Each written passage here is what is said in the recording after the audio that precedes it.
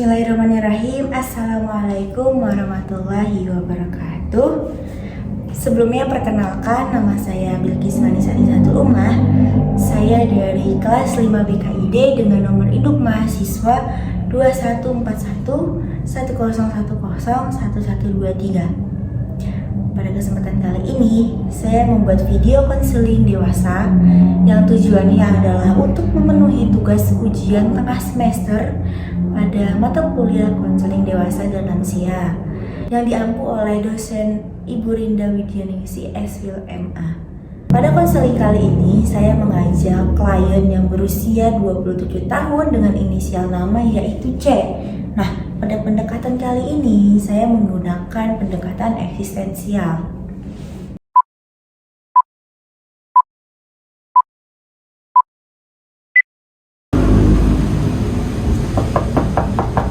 Assalamualaikum.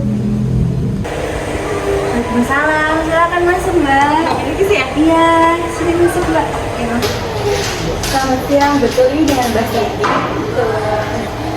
Sebelumnya Mbak Cindy udah pernah konseling belum? Aku jujur selama ini belum pernah sih, makanya baru sekali ini aku mau coba gitu. Kayaknya aku tuh bener-bener gak kuat dan aku harus cari konseling kayak gitu.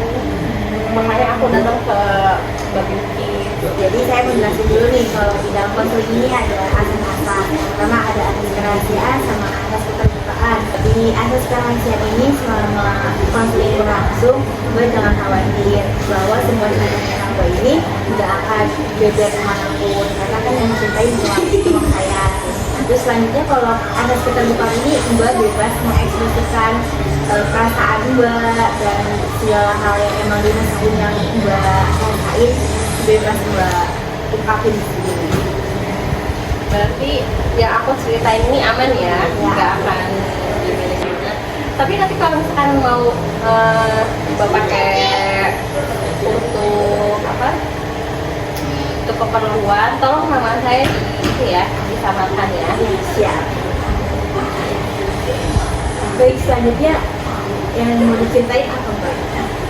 Baik, gini Mbak, aku mau cerita. Jadi ada yang akhir-akhir ini ada yang bikin aku gak nyaman banget sama omongan-omongan orang ya, karena aku udah nikah selama 5 tahun, tapi ya emang aku belum dikasih kepercayaan sama yang di atas buat punya anak, nah kayak gitu. Itu jadi akhir-akhir ini pokoknya kayak biasanya kan aku udah ngejalin tahun pertama, tahun kedua, tahun ketiga itu yang kita masih enjoy aja bareng-bareng gitu kan, kita masih usaha bareng. Tapi akhir-akhir ini kayaknya omongan orang dari luar tuh bikin gak enak banget gitu. Kadang kayak kita tuh saking terganggunya, jadi kayak kita tuh menutup diri berdua itu, kita nggak berkomunikasi sama mereka. Aku sih yang lebih ngerasa kayak dia nggak usah main sama dia lagi. Jadi itu gimana ya? Jadi nah itu juga berpengaruh juga sih menurut aku ke suami aku. Jadi entah dia yang capek gitu ngedengerin Tuhan aku setiap hari, yang kan ada aja ya yang bilang sama tetangga-tetangga aku, apalagi sama lingkungan kerja, belum lagi sama orang tua, sama mertua gitu. Dia selalu nanya, kapan lo hamil? Ini udah isi loh, ini baru nikah kemarin tapi dia udah isi loh, kayak gitu aja.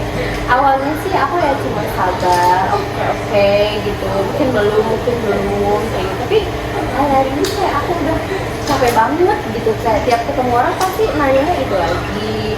Nah, aku merasa aku cuma punya suami dan aku yang cerita apa-apa sama suami, tapi akhir-akhirnya kalau suami aku yang cuek ya aku bingung ya, aku harus cerita ke siapa gitu. Jangan mikirin kita cerita sama Tuhan, itu ya emang kita selalu cerita sama Tuhan, tapi kan selalu aku tuh ingin dikuatkan gitu. Dan itu aku cuma menggantungkan jadi aku tuh sama suami aku, karena dia lah yang kaitan sama aku gitu. Nah, terus ya aku akhir-akhir ini yang rasanya kayak gitu sih, sampai akhirnya aku datang ke sini tuh aku ya udah aku mau cerita aja sama Mbak gitu, karena ya sebenarnya ada aja gitu omongan-omongan yang di luaran itu yang bikin aku jadi mikir lagi gitu loh. teman-teman aku pada bilang mau apa ganti bibit pasti langsung punya anak kayak gitu. Tapi kan ya nggak segampang itu loh. Ini kan hubungan yang dijalin, diikat dengan agama gitu loh. Masa ya hanya karena anak gitu kan kita mau ninggalin apa sih, ninggalin komitmen kita dari awal gitu.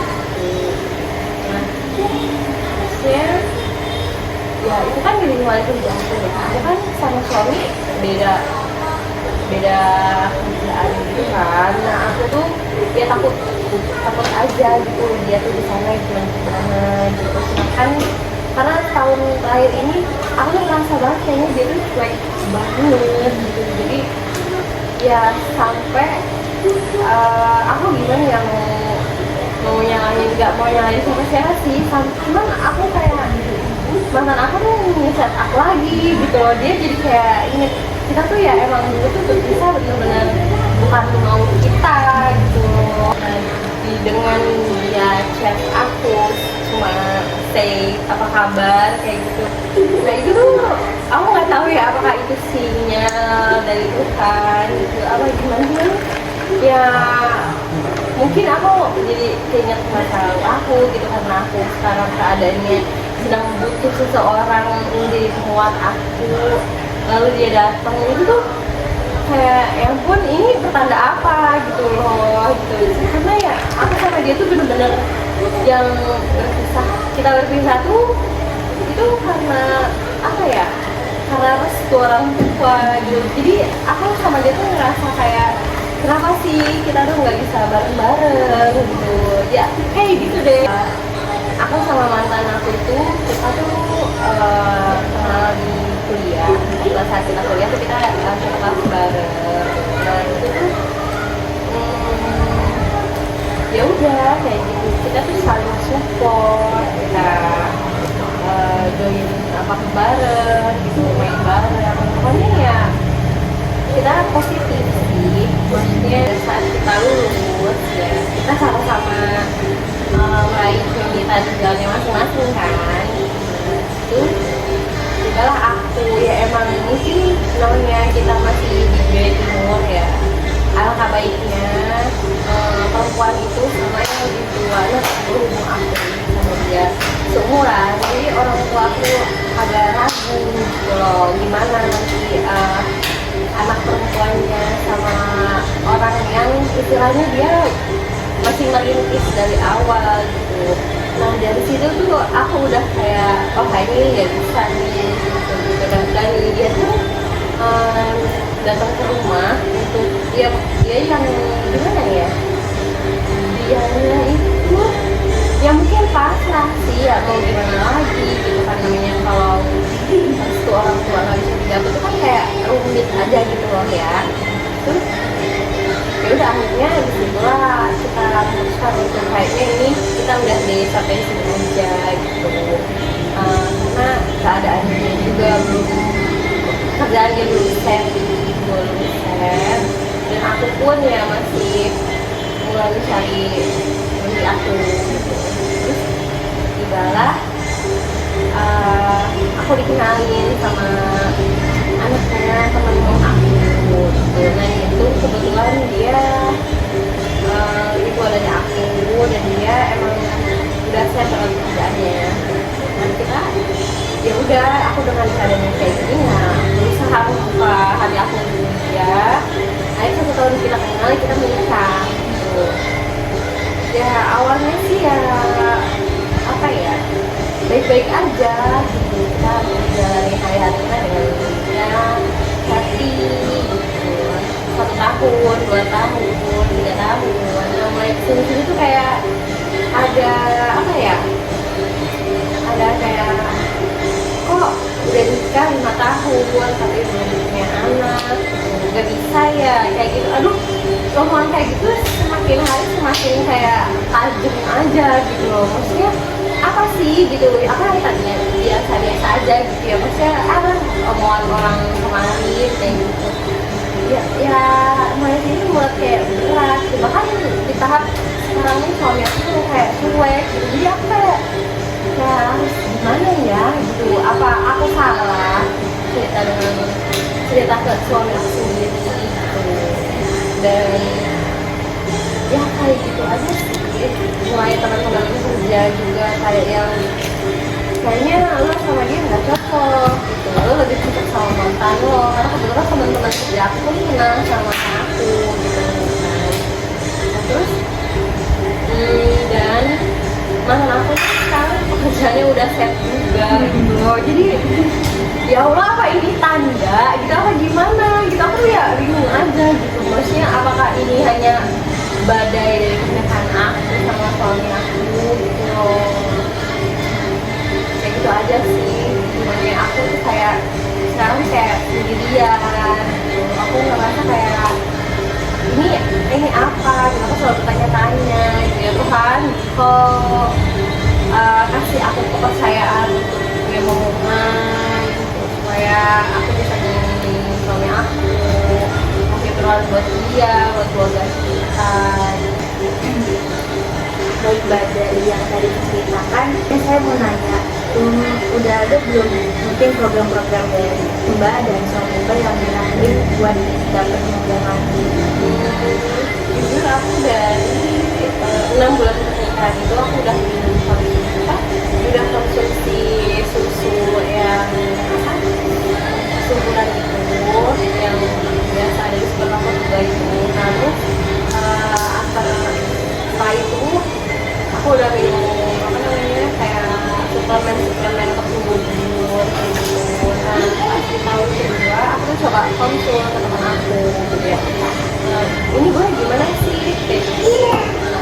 Nah, dia sih masih nyaranin minum ini itu gitu kayak apa resep dokter juga gitu. Nah terus di tahun keempat kemarin nah aku tuh udah coba program bayi tabung. Nah itu tapi sayangnya itu tuh aku gagal gitu, gagal buah gitu. Jadi kayaknya gak tau ya, suami aku tuh kayak langsung nyerah kayak gitu, padahal ya kita harus coba lagi ya nggak sih. Terus itu menurut aku udah apa ya, usaha kita tuh selalu berusaha untuk mendapatkan hubungan, cuman ya itu deh belum. Baik, dari yang saya tangkap juga ya, udah pastilah suami istri kan selalu melakukan hal yang terbaik yang Mbak ya.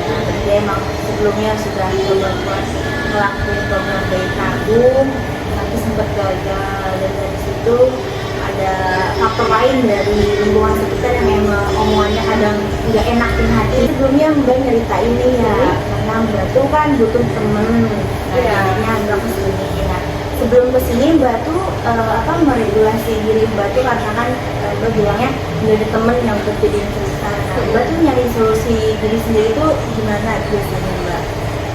Sebelumnya sih aku cuma ya kayak orang pada umumnya aja sih Kak, kayak misalnya kita sholat, kita berdoa, kadang juga kita mau tahajud, ya pokoknya kita beristighfar terus. Nah terus paling ya aku kalau cerita untuk kayak gini ya aku cuma sama suami aja sih Kak, karena kalau sama temen itu kadang di awal dia mendengarkan, cuma nanti di akhir tuh pasti nggak sedikit dia yang ngejudge gitu, lo harusnya kayak gini, lo harus kayak gitu.